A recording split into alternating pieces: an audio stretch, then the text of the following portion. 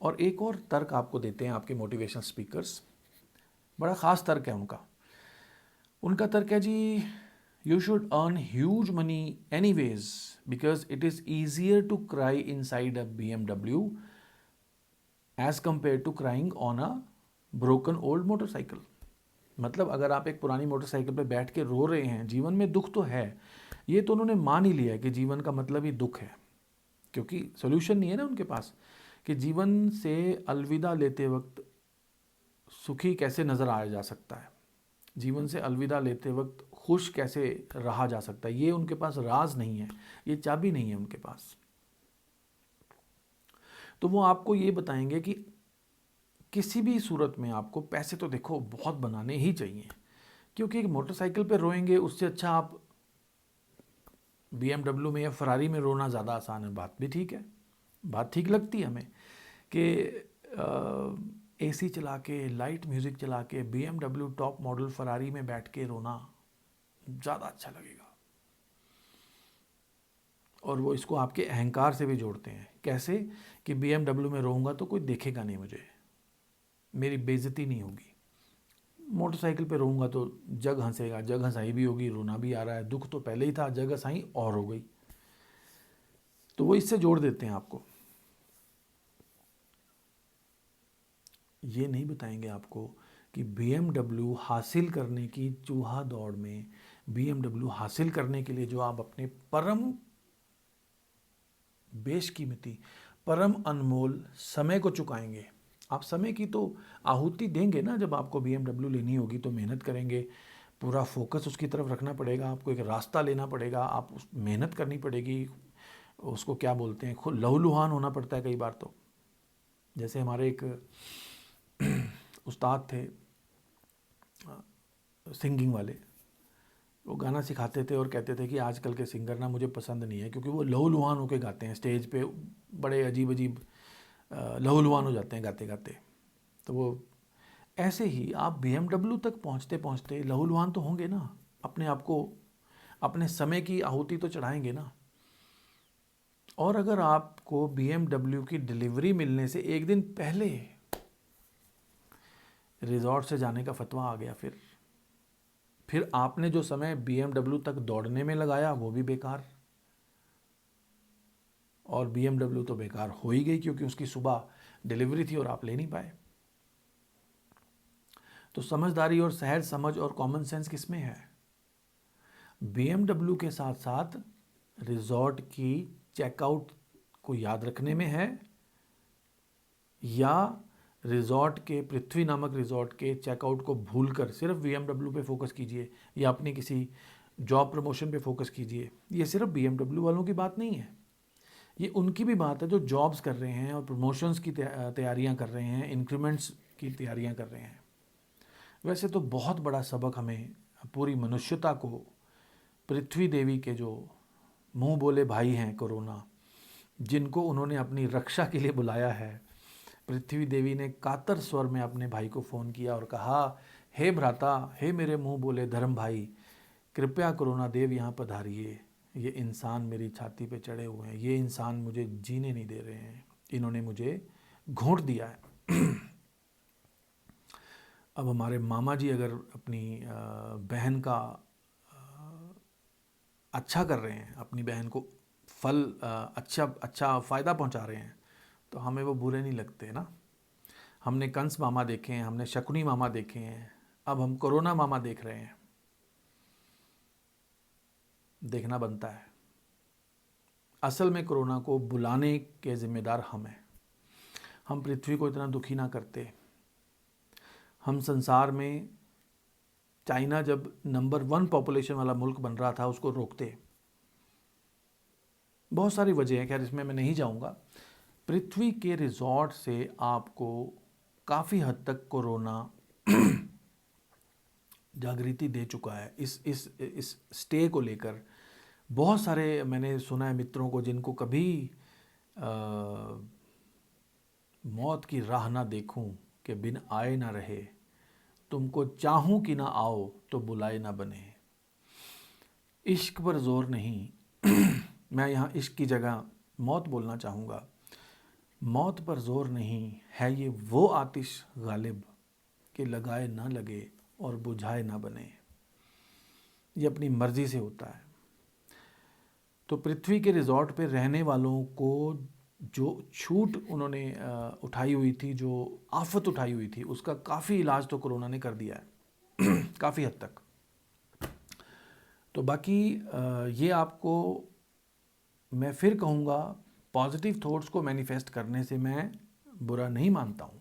Positive thoughts को manifest कीजिए, positive thoughts को एडअप कीजिए, उनको क्रिएट करते रहिए, अच्छी बातें सोचिए, ज़रूर सोचिए, मगर इस सच्चाई से विमुख होकर नहीं, जो उन सारे पॉजिटिव प्लान्स, सारी पॉजिटिव एजेंडा, सारे पॉजिटिव सिलेबस पे भारी है और किसी भी पल उसको फिनिश कर सकती है।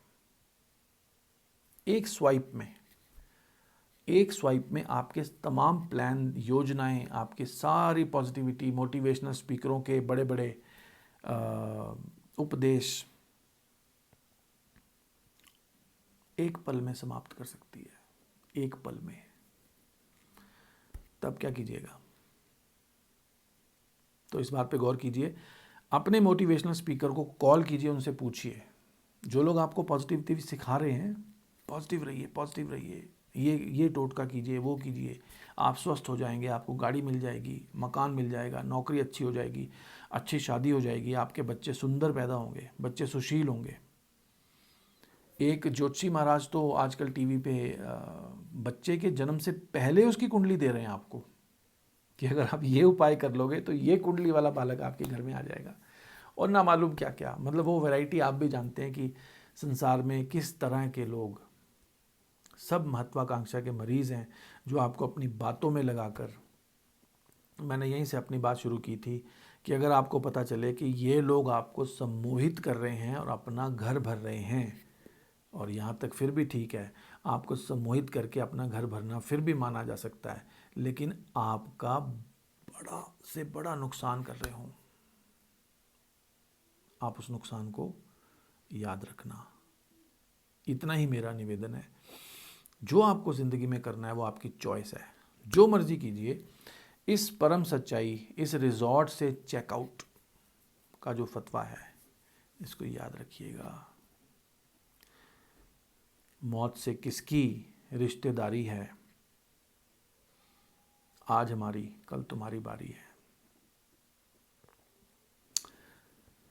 मौत मौत ना करया करनी, देख मौत बेकारे, पहला मौत ने दिल्ली लुट्टी, फिर वड़ी पटियाले, घर घर दी उन्हें लई तलाशी, चुन चुन गभरू मारे, एक राजे दी मर गई कंजरी, रौनक लै गई नाले, नी एक दिन मुक जाएंगी, हुस्न दिए सरकारे, नी एक दिन मुक जाएंगी।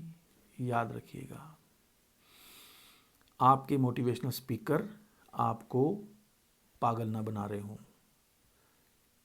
दिया जला के रखिएगा, होश का दिया, कि मुझे जाना है, कभी भी जाना पड़ सकता है।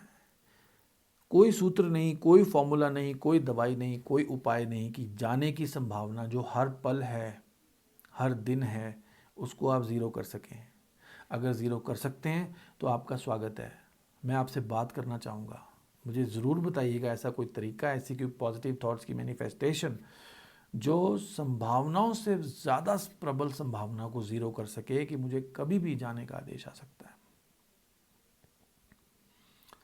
अगर आप ये कर पाएँ, अगर आप मुझे ऐसे कोई ट्रिक, ऐसा कोई टोटका बता पाएँ जिससे इस संभावना को मैं मिटा सकूं, तो फिर मैं आपकी सारी पॉजिटिविटी, सारी स्कीमें, सारे एजेंडा, आपकी हर ट्रेनिंग को लेने के लिए तैयार हूँ।